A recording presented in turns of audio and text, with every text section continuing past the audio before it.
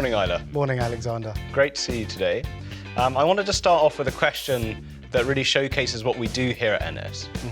I think, we're out there a lot and things like that, but it would be great to hear from you as the CEO what we actually do and, in your mind, how we do it. I wanted to start with a question of why you showed me up sartorically. I thought we were going to dress more casually, Alex.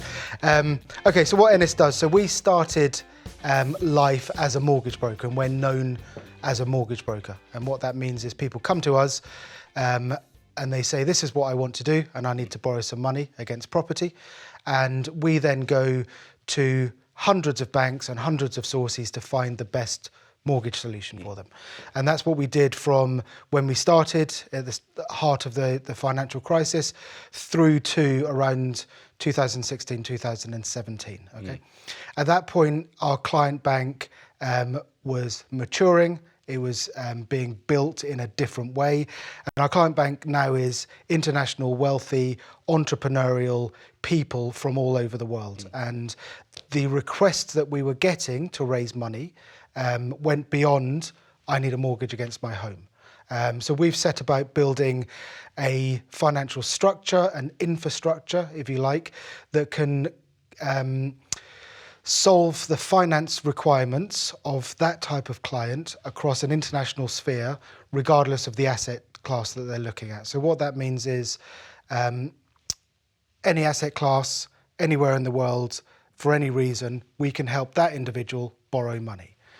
So mortgages is the main one we've talked about. It went on to real estate finance, which is commercial property, buying real estate, developing real estate, holding it for investment purposes. We've been looking at securities finance for a long period, which is loans against marketable securities, so stocks and shares and positions in listed companies. We also look at corporate finance, which is raising money within a business, so trade finance, capital raising, equity, and so on. And then it tails off into all the other types of examples. So there's some crypto lending in there, there's some luxury assets, there's bridging finance, which is our kind of catch-all for problem situations. So I think we're now at a position where we are probably the only company on an international scale acting on behalf of the borrower that can look across all circumstances internationally and come up with the best solution for the borrower. Okay, that was a big answer straight out. No, huge answer. And in that vein, and also a lot of what we do is highly technical. So we're able to give our viewers, listeners, an example of this in real life that you've come across. Yeah, I think, look, technical is, what we do is technical, and it's really unusual for one of our customers to have the same level of understanding as we do.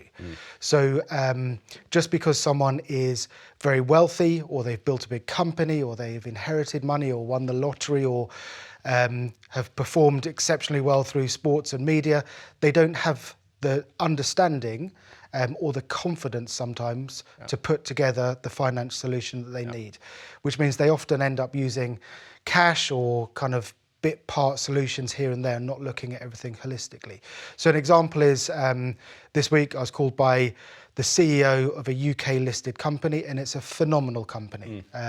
Huge market cap, international location, significant growth, private equity backing. And the CEO called me and he said, look, I've got this property and I want to buy this property and I want to do this, and I've got these assets and I've got these holdings and so on. What do I do? How do I make this transition from all in cash and all my assets to starting to use finance in a more progressive or useful way? Does that answer your question? Absolutely, and I think that brings us on really nicely to a lot of people, I think, consider high net worth and debt two words that don't go together. However, we've seen a huge demand for it, and it being a hugely interesting and useful instrument for these sort of individuals. Would you be able to expand on that? So the common perception is a wealthy person wants to buy a house and they've got a bank account full of cash, so they take the cash out of their bank and buy the property. And many people do that, but there's more efficient ways of doing it. Using leverage by way of a mortgage or creating liquidity against other assets and buying the property that way has significant advantages. Taxation, taking money out of a business to buy a property incurs income tax or dividend tax or other kind of personal income taxes. Moving country from overseas into the UK, where if the individual made the money overseas but is a UK taxpayer, that might incur a remittance tax. Holding a property without debt creates an environment of inheritance tax. So when the owner passes away, there will be a big tax to his or her beneficiaries. Or if it's an investment property, when you buy the property, make a profit and then sell it, that will incur a corporation tax. Now, of course, all of these things need to be looked at properly by a tax advisor, but the main advice is use debt to limit your exposure to tax. So that's one of the reasons. Yeah. Another approach is our kind of phrasing of staying liquid. When you buy a property with cash, you take all of your money and turn it into a building, which is illiquid. It takes time to sell. You can't immediately turn it into cash. So your liquidity is then tied up in a business. Tied up in a building. So if you want to do something, i.e.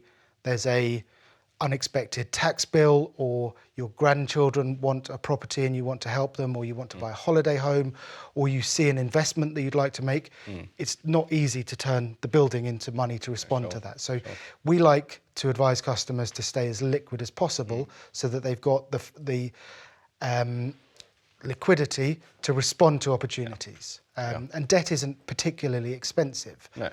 We're arranging mortgages now secured against UK prime real estate from 1%, from 1.25%, from 1.5%. Securities finance, again, Lombard loans and so on are 1%, 1.5% and upwards. And debt isn't as expensive as people think. Yeah, I mean, what people do think, sorry to wave my finger at you, is that it's difficult to arrange. Yeah. So again, going back to the example, the guy I was talking about earlier, when you want to borrow money, it's a process. Yeah. Okay, so you need to go into a bank and you need to show them all of your stuff, get the crown jewels out and show it to them on the table, and then they have to judge you, and then they have to make a decision of whether they're going to lend money to you, and that's an arduous and annoying and irritating process. Yeah. So people tend to borrow cash. No, absolutely. What you've just said, Islay, showcases the technical level of skill that we have to do what we do, and your huge depth of knowledge. But for some of the people who maybe don't understand that, is there an example of a more emotive, human thing that we've done for someone's everyday life that we can apply that? Yes, I think relating this to a real life example is that one of buying a property to allow your children to get into the best school in the area. And, you know, at the moment we're at winter time and people are already starting to think about that for the kind of next term coming up. So what happens, I've got 2 children, they go to school in Hampstead, and in each of those classes there's 30 kids, and I'd imagine 20-30% of the parents of those children are looking for a home in the area. Okay, because they're going to stay there for a while. So we've got 2 children, 10 parents per class, but there's 7 classes in the school, 7 school years in the school, and there's probably 30 schools in the area. So we're talking about, in this little pocket, something like, I don't know, what's the number, 500, 600, 800 people looking for a house in this catchment area. And I know that story's repeated up and down the country in places where there's schools, right, and there's children. So in that example, the parent wants to buy a house, and they're not buying it for fiscal reasons, i.e. I'm going to buy this property and make money. They're buying it for purely emotional reasons. Yeah. It's the place where the family are going to live for a long time, the children are going to go to school, they're going to grow up. So that real emotional thing. During that period, buying the house is an incredibly stressful period because you've got the competitiveness, you've got the unknown movements of all the transaction. You've got the unknown of whether you'll actually get there. Plus, you really want to buy the house. So in those situations, we help by making the process as smooth as possible, delivering the plan, working with all the parties in the transaction to make sure everyone does their job properly, and delivering the debt in the most correct and efficient way. So that's one of the real life examples of what we do.